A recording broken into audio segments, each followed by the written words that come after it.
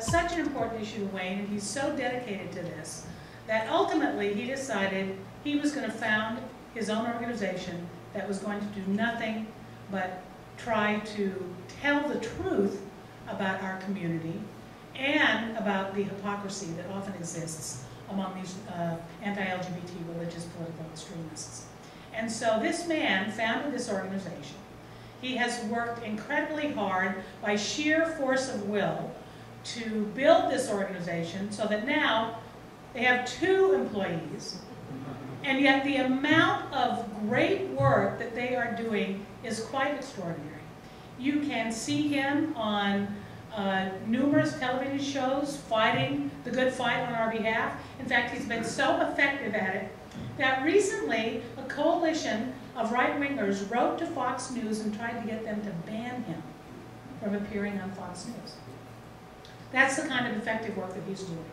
And I think that Truth Wins Out is an organization that more and more of our community needs to know exists, because too many of us don't, and we need to support them. And this is one way that the LA Gay and Lesbian Center could support their work, by introducing them to our community and letting Wayne tell the story of Truth Wins Out and the work that they do. And after the talk tonight, I would invite all of you to join us. We're going to have a nice little reception afterwards in the gallery, and we'll have wines and waters and some munchies, some nice hors d'oeuvres. And so I hope you'll stay and be able to talk to Wayne a little bit more about the fine work that he is doing. So with that, if he's come down from the back, I am going to ask Wayne to come on up. Oh, he's sneaking out the back.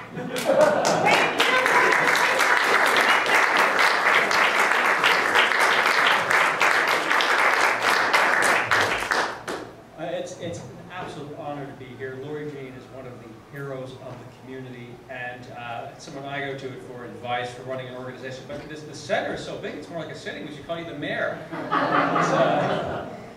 The world was a much different place when I came out in 1988.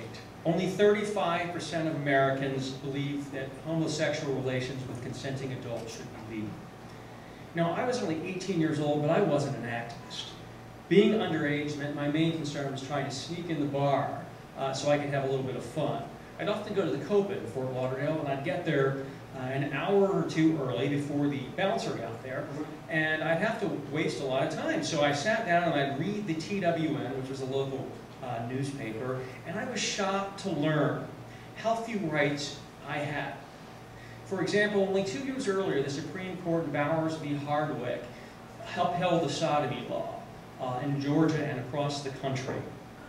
In school, they had taught me that we lived in the land of the free, but I was quickly learning that some people were more free than others, and some were excluded from America's promise of life, liberty, and the pursuit of happiness.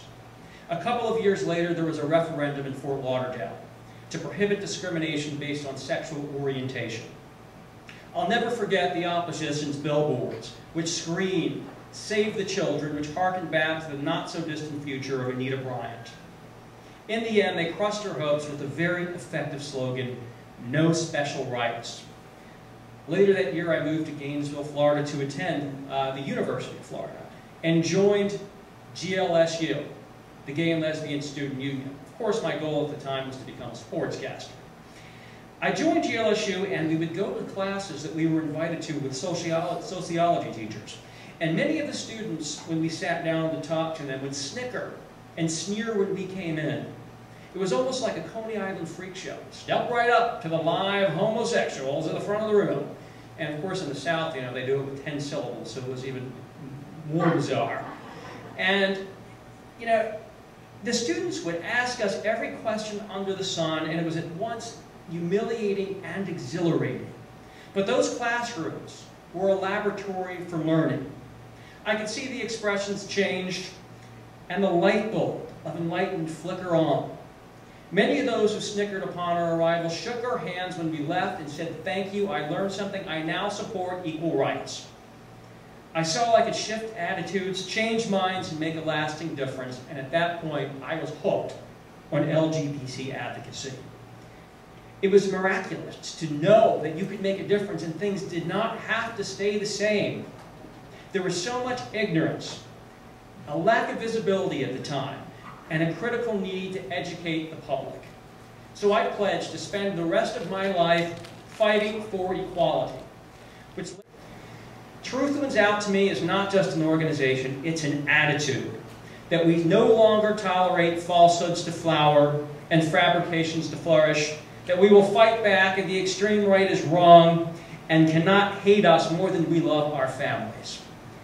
And they would lie, they'd put these fake studies forward, and they'd seem credible, and they'd get these incredibly favorable coverage, and we decided we were going to go wherever they had a major conference and make sure they could not get away with their misinformation campaigns. We call that truth on the road.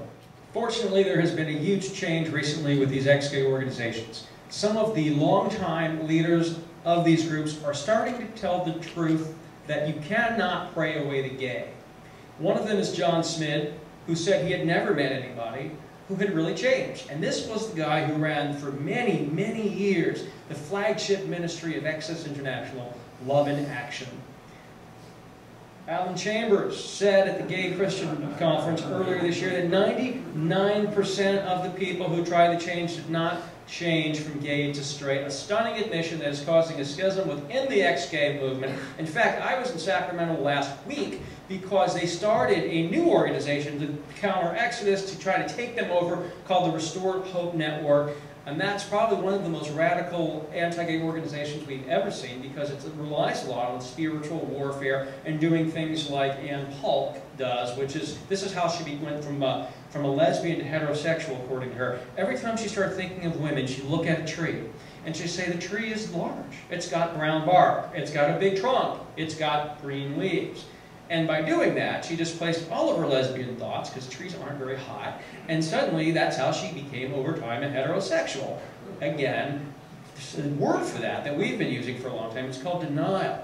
It's certainly not becoming heterosexual. And of course, here in California, we have SB 1172. We hope Governor Brown needs to sign this, and once he does, we need to look across the country where we can have this, because ex-gay therapy is nothing but child abuse. We must stop it. It's harmful, and it's got to